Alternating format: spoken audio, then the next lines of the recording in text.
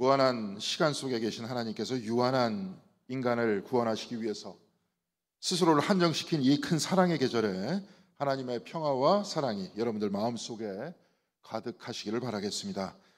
오늘도 지난주에 이어서 세례 요한에 관한 말씀을 이어나갈 것인데요, 오늘은 그 관점을 조금 바꾸어서 말씀을 묵상해 보도록 하겠습니다. 요한복음 1장 19절에 제사장들과 레위지파 사람들은 세례 요한에게 물었습니다. 당신은 누구요? 이 질문은 단순한 것 같지만 대단히 신앙적인 질문이 될 수 있습니다. 저번 주에 오직 인간만이 죽음 앞에 번민하고 이를 통해 하나님을 찾는다고 했습니다. 마찬가지로 나는 누구인가 하는 이 질문 역시 오직 인간만이 던지는 질문이고, 오늘 본문에서도 바로 이 질문을 통해서 하나님을 찾는 길을 가르쳐 주고 있습니다. 당신은 누구요? 레위인과 제사장들은 세례 요한에게 묻습니다. 이때 세례 요한은 대답합니다. 나는 그리스도가 아니요. 이에 21절에 이들은 또 물었습니다. 엘리야요? 이때 요한은 대답합니다. 아니요. 그러면 예언자요? 이때 세례 요한은 아니요 라고 답합니다. 22절에는 궁금했던 제사장들과 레위 사람들은 이렇게 묻습니다. 그러면 당신은 누구란 말이요? 우리를 보낸 사람들에게 대답할 말을 좀 주시오. 당신은 자신을 무엇이라고 말하시오? 과거 한신대에서 신학을 가르쳤던 안병모 교수는 오늘 본문에서 나타난 상황을 짜내기 신학이다 이렇게 말하는데요, 진리를 발견하기 위해서 상대방에게 계속 질문하면서 짜내는 것을 말합니다. 오늘 본문에서 보면 레위 사람들과 제사장들은 요한을 불러놓고 짜내기를 하고 있는 겁니다. 그런데 이렇게 짜내기를 할 때마다 요한은 아니다, 아니다 이렇게 대답합니다. 나는 이것도 아니고 그리고 저것도 아니다 이렇게 말합니다. 끊임없이 부정해가면서 진실을 찾으려는 것을 신학의 역사 안에서는 부정의 길 이렇게 말하는데요, 중세 스페인의 수도사였던 십자가의 성 여호와는 석공이 원석을 깎아내는 것과 같다 이렇게 말하고 있습니다. 하나의 작품을 만들기 위해서 석공은 돌을 떼어내고 쪼아냅니다. 네모진 돌이 정으로 깎여나가고 다듬어질 때 바로 미켈란젤로가 만든 피에타와 같은 위대한 작품이 나오지 않습니까? 말이 나온 김에 미켈란젤로의 세계적인 작품 피에타를 한번 살펴보겠습니다. 정말로 정교하죠.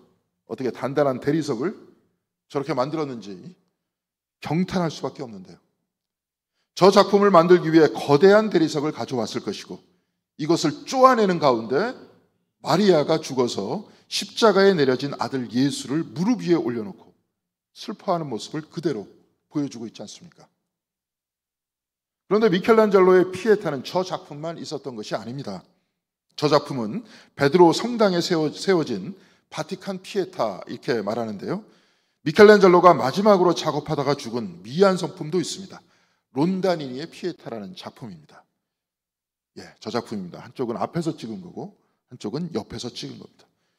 딱 봐도 완성된 작품이 아닙니다. 한번 두 작품을 비교하면서 살펴보도록 하겠습니다. 왼편의 작품은 그야말로 완벽한 작품인 것 같습니다. 옷주름 하나하나 완벽하게 표현되어 있습니다. 그런데 오른쪽의 론다니니의 피에타는 완성되지 못한 작품일 뿐만 아니라 왼편 바티칸의 피에타에 비해 화려함도 없습니다. 그런데 한 걸음 더 깊이 두 작품을 살펴보면 론다니니의 피에타는 바티칸의 피에타가 가지지 못한 신앙적인 성숙함이 들어있습니다. 바티칸의 피에타는 어머니 마리아가 아들 예수를 안고 슬퍼하는 장면이지만 사실 슬퍼한다기보다는 무표정에 가까운 차가운 여인의 모습을 그려내고 있습니다. 그런데 론다니니의 피에타는 어머니가 아들을 십자가에서 내리고 있는 장면이지만 마치 아들 예수가 어머니를 업고 있는 것처럼 보입니다. 어머니는 아들을 십자가에서 내리고 아들은 어머니를 업고 있습니다. 우리는 십자가에 달리신 예수를 보면 내 죄를 대신해서 십자가에 못 박히신 죄 없는 예수를 보고 십자가에서 내리고 싶지만, 그러나 예수께서는 나를 업고 내 죄를 용서하신다 이 뜻이 아닙니까? 론다니니의 피에타는 저 투박한 조각품 속에 아픔과 따뜻함이 그대로 배어나오는 것 같습니다. 질그릇 속에 고배를 담고 있는 것 같습니다. 우리 교회 이 옆에 성찬대를 만들어주신 김창곤 장로님은 거석 조각가이신데요. 그분께서는 오른쪽에 있는 론다니니의 피에타가 미켈란젤로 최고의 걸작이다 이렇게 말씀하셨습니다. 그런데 저 두 작품 모두 다 하나의 덩어리로 된 돌을 깎아낸 겁니다. 저 작품을 만들어내기 위해서는 깎아내야 합니다. 깎아내다 보면 저 작품이 드러나는 겁니다. 석공이 원석을 깎아내어 작품을 만들어내듯이 아니다를 통해 진실을 발견해내는 것을 부정의 길이라고 했습니다. 오늘 세례요한 역시 사람들의 질문에 아니다, 아니다 이렇게 답합니다. 깎아내고 있는 겁니다. 당신은 누구입니까? 레위 사람들과 제사장들의 입을 통해 세례요한에게 묻고 있는데요. 그런데 또한 우리들에게 이 질문은 향하고 있습니다. 그러면 우리는 이 질문을 듣고 스스로 이렇게 질문해 볼 수 있을 겁니다. 나는 누구인가? 사랑하는 성도 여러분, 여러분은 누구입니까? 사람들은 세례 요한을 엘리야도 아니라고 사람들은 세례 요한을 엘리야냐고 물었습니다. 그러나 그는 아니다 이렇게 대답합니다. 나 역시 나 자신을 최대광 이렇게 대답할 수 있을 겁니다. 그러나 이 이름이 나입니까? 아버지나 어머니가 지어준 그 이름 아래 살아왔으니 그 이름이 나인 줄 알지만 이 이름이랑 그냥 부르는 지칭이 아닙니까? 공덕역 2번 출구 앞에 보면 우리 교회 쪽으로 가는 화살표가 있는데요. 거기에 공덕감리교회 이렇게 써 있습니다. 그 화살표가 우리 교회입니까? 혹은 제가 여기서 설교를 하고 있으니 나는 목사다 이렇게 말할 수 있는데요. 제가 집에 가서도 목사입니까? 제 아내에게도 목사이고 제 딸에게도 목사입니까? 또한 제 친구들 사이에서도 저는 목사입니까? 제 친구들 사이에서 저는 친구이고 집에서는 아빠이고 남편입니다. 누나들 사이에서는 동생이고 제 동생에게는 형입니다. 그런데 목사와 친구와 아버지와 남편과 동생과 형이라는 저의 이름 중에 나는 누구입니까? 나는 이 몸입니까? 나의 몸은 수많은 변화를 겪고 왔습니다. 어릴 적 키가 작았던 나의 몸이 나였습니까? 아니면 20대의 젊음과 힘이 넘치던 나의 몸이 진짜 나입니까? 아니면 이렇게 중년이 된 나의 몸이나 노년이 된 몸이 진짜 나입니까? 온몸의 세포는 7년마다 완전히 바뀐다고 합니다. 그러니까 7년 전 내 몸에 있던 세포는 지금 하나도 없습니다. 그렇다면 7년 전 나의 몸이 나입니까? 아니면 지금 나의 몸이 나입니까? 또한 이 몸은 시간이 지나면 죽어 사라질 겁니다. 그렇다면 이 몸이 사라진다면 이 몸을 움직이고 이끌었던 내 정신과 의식도 사라지는 것입니까? 그렇다면 이 몸은 가짜이고 이 몸을 움직이는 정신이 진짜입니까? 만일 이 몸을 움직이는 정신이 나라면, 그래서 이 몸 안에서 밖을 바라보는 자, 그 의식이 영혼이고 진정한 나라면 이 영혼과 정신을 보여줄 수 있습니까? 사진을 찍을 수 있습니까? 무게로 잴 수 있습니까? 냄새를 맡을 수 있습니까? 생물학자들은 나를 한 사람으로 보지 않고 공동체를 이끄는 수장이다 이렇게 말하는데요. 그 이유는 우리 몸이 약 3조 개가량의 세포로 이루어져 있기 때문에 그렇습니다. 각각의 세포는 살아있는 생명체인데요. 그렇다면 나의 의식은 3조 개가 되어야 하는데, 그런데 진짜 나는 3조 개의 정신들이 따로따로 모여서 내 정신을 지배하고 있습니까? 내 정신 안에 3조 개의 정신들이 얽히고 설키고 있습니까? 그렇지 않죠. 내 몸을 통해 밖을 보고 듣고 느끼는 자는 하나입니다. 나는 누구인가? 알려고 하면 알수록 알 수 없습니다. 끊임없는 미궁 속으로 딸려 들어갈 것입니다. 현재까지 과학도 이 나라는 의식이 무엇인지 제대로 밝혀내지 못하고 있습니다. 히틀러에 저항하다 형장에 이슬로 사라진 보네퍼 목사는 감옥 안에서 나는 누구인가 라는 기도문을 썼는데요. 그 내용은 다음과 같습니다. 잠깐 읽어드리도록 하겠습니다. 나는 누구인가? 남들은 가끔 나더러 말하기를 감방에서 나오는 나의 모습이 어찌 침착하고 명랑 확고한지 마치 자기 성에서 나오는 영주 같다는데, 나는 누구인가? 남들은 가끔 나더러 말하기를 감시원과 말하는 나의 모습이 어찌 자유롭고 친절하고 분명한지 마치 내가 그들의 상정 같다는데, 나는 누구인가? 남들은 또 나에게 말하기를 불쌍한 하루를 지내는 나의 모습이 어찌 평온하게 웃으며 당당한지 마치 승리말을 아는 투사 같다는데, 남의 말이 내가 아는 참나인가? 나 스스로 아는 내가 참나인가? 새장에 든 새처럼 불안하고 그립고 약한 나, 목을 졸린 사람처럼 살고 싶어 몸부림치는 나, 색과 꽃의 새소리에 줄이고 좋은 말 따뜻한 말동부에 목말라 하고 방종과 사소한 굴욕에도 떨며 참지 못하고 석방의 날을 안타깝게 기다리다 지친다. 친구의 신변을 염려하다 지쳤다. 이제는 기도해도 생각과 일에도 지쳐 공허하게 된 나다. 이별에도 지쳤다. 이것이 내가 아닌가? 나는 누구인가? 이 둘 중 어느 것이 나인가? 오늘은 이 사람이고 내일은 저 사람인가? 이들이 동시에 나인가? 남 앞에선 허세, 자신 앞에선 한없이 불쌍하고 약한 나인가? 이미 결정된 승리 앞에서 무질서에 떠는 패잔병에 비교할 것인가? 나는 누구인가? 이 적막한 물음은 나를 끊임없이 희롱한다. 내가 누구이든 나를 아는 이는 오직 당신뿐. 나는 당신의 것이외다, 오 하나님. 남들의 눈에 비춰진 보네포의 모습은 침착하고 명량하고 자유롭고 친절하고 분명했지만, 남보다 자기 자신에게 더 가까워 자기 자신을 아는 보네포는 자기 자신은 불안하고 그립고 약하고 살고 싶어하고 몸부림치는 나약한 존재였다는 겁니다.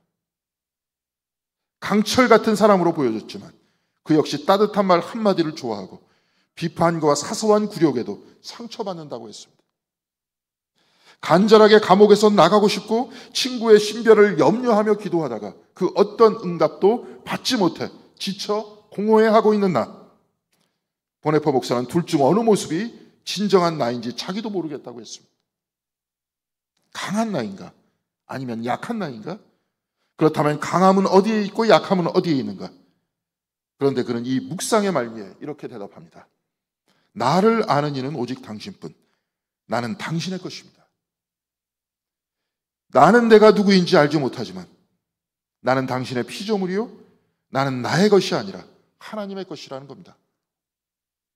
나는 나의 것이 아니라 하나님의 것이니 오직 하나님만이 아신다. 바로 이것이 보네포의 결론이고 이 결론이 그의 고백이 된 겁니다. 보네포와 마찬가지로 우리는 나에 대해 알 수 없습니다. 우리는 왜 내가 한국에서 태어났는지도 알 수 없습니다. 내가 가지고 있는 이 생명의 신비에 대해서도 알 수 없습니다. 이 무한한 우주 안에 지극히 작은 지구라는 곳에 태어나 여기서 생명을 유지하며 살다가 사라지는 이유도 알지 못합니다. 과학자들도 수많은 가설과 이를 증명할 과학적 발견을 제시하고 있지만 이 역시도 언제나 반박이 가능한 추측일 뿐입니다. 그래서 영국의 수학자이자 철학자인 비트겐슈타인은 이 세상이 있다는 것이 신비라고 했습니다. 그리고 내가 이 세상 안에 있는 것도 신비라고 했습니다. 그렇지 않습니까? 내가 태어나 의식을 가지고 있다는 것이 신비이고 태어나 보니 이 대한민국에 있고 세상이 있다 하는 것이 신비가 아닙니까? 그래서 우리도 보네포와 같이 내가 누구인지 알 수 없습니다. 오직 하나님 당신만이 아실 수 있습니다. 이렇게 고백해야 진실한 것이 아니겠습니까? 그런데 오늘 본문을 보니까 제6절에 내가 어디에서 왔는가 하는 하나의 단서가 기록되어 있습니다. 오늘 본문 요한복음 1장 6절의 말씀 다 같이 한 목소리로 봉독해 보도록 하겠습니다. 1장 6절의 말씀입니다. 하나님께서 보내신 사람이 있었다. 그 이름은 요한이었다. 저는 이 본문을 읽으면서 세례 요한의 자리에 여러분의 이름을 대입해 볼 수 있지 않나 생각해 봤습니다. 왜냐하면 여러분과 저도 하나님이 보내셨기 때문에 그렇습니다. 하나님이 보내셨다. 곧 하나님이 나의 창조주이시다 이 말입니다.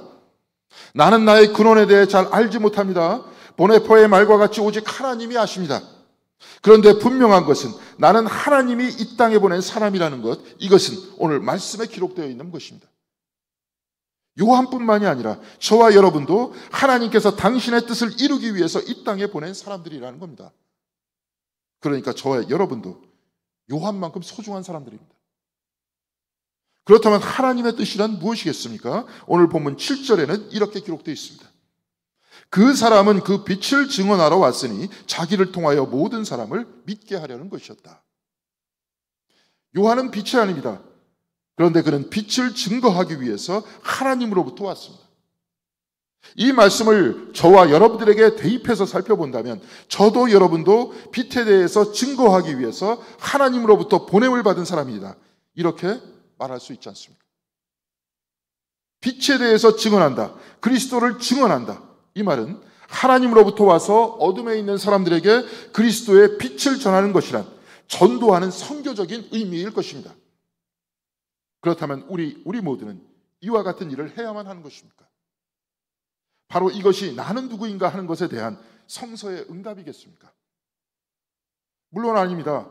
세례 요한은 말로 예수를 증거했지만 사실은 말보다 더 근원적인 것이 있습니다.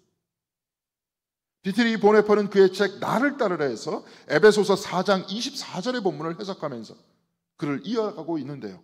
우선 에베소서 4장 24절에는 이렇게 기록되어 있습니다. 하나님의 형상을 따라 참 의로움과 참 거룩함으로 지으심을 받은 새 사람을 입으십시오. 이 말씀을 해석하면서 보네퍼는 이렇게 말합니다.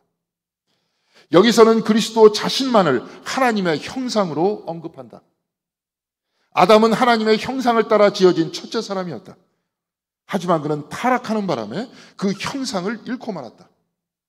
이제 둘째 사람, 곧 마지막 아담이 하나님의 형상을 따라 지어진다. 그가 곧 예수 그리스도이시다.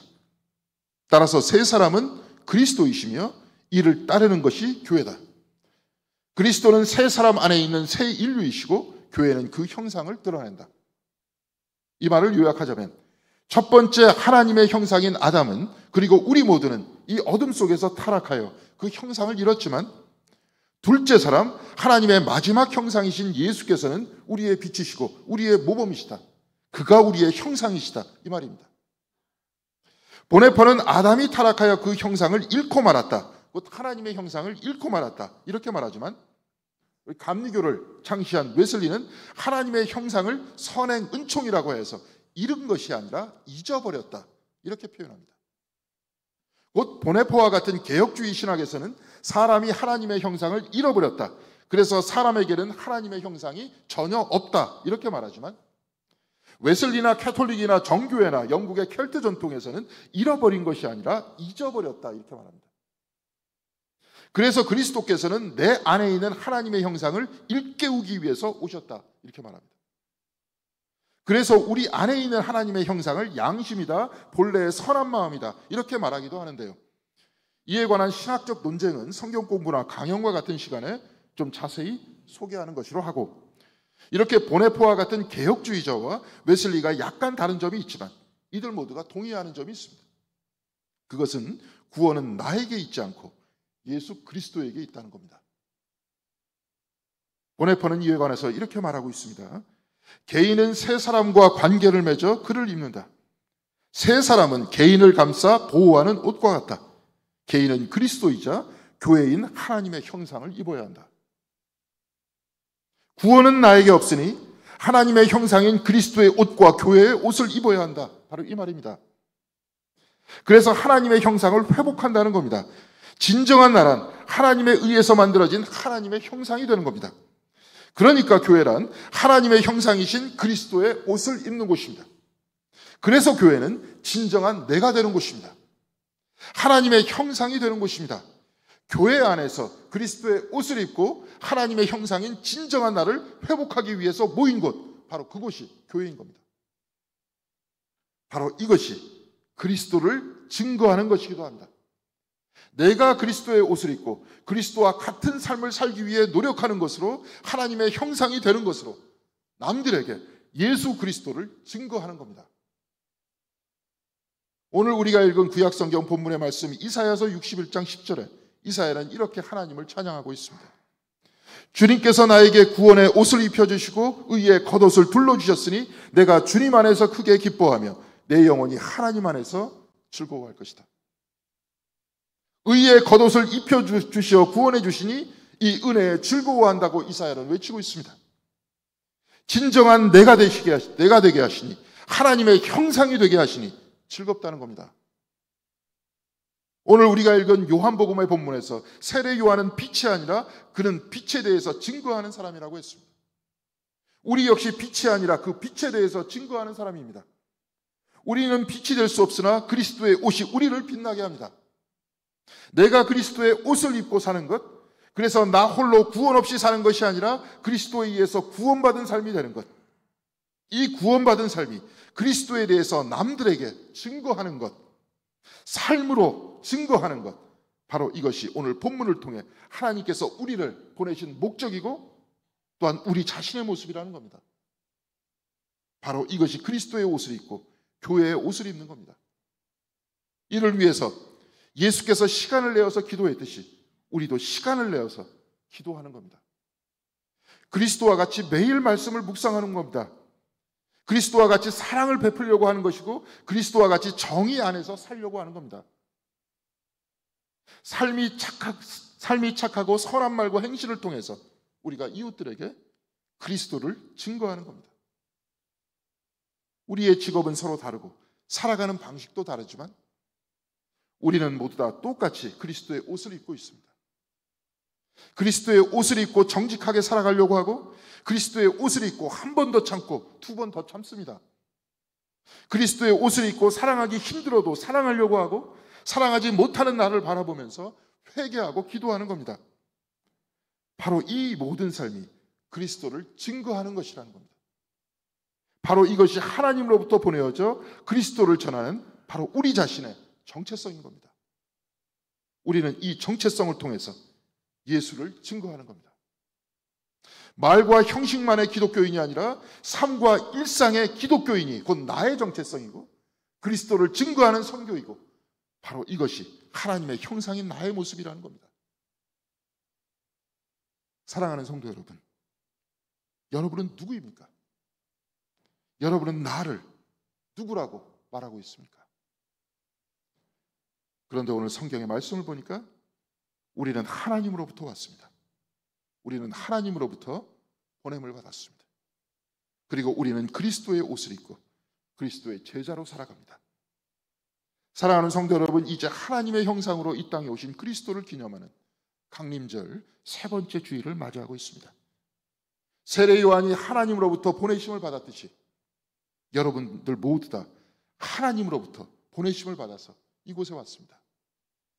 생명도 나로부터 온 것이 아니라 하나님으로부터 왔고 내 숨도 내 것이 아니라 하나님으로부터 왔습니다. 그래서 저와 여러분은 하나님으로부터 부르심을 받은 겁니다.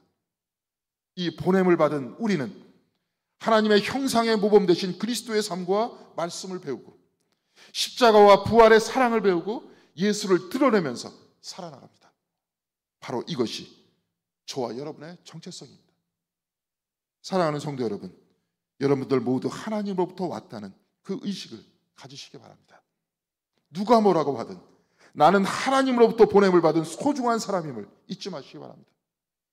그리고 예수 그리스도의 옷을 입고 예수의 사랑과 정의와 구원을 드러내면서 우리 주 예수 그리스도를 비추고 살아나가시는 하나님의 형상이 되시길, 그러면서 그리스도를 증거하는 여러분들 모두의 신앙생활이 되시길, 이 강림절 세 번째 주 모두가 여러분들이 그런 삶이 되시길 주님의 이름으로 간절히 기원드리겠습니다.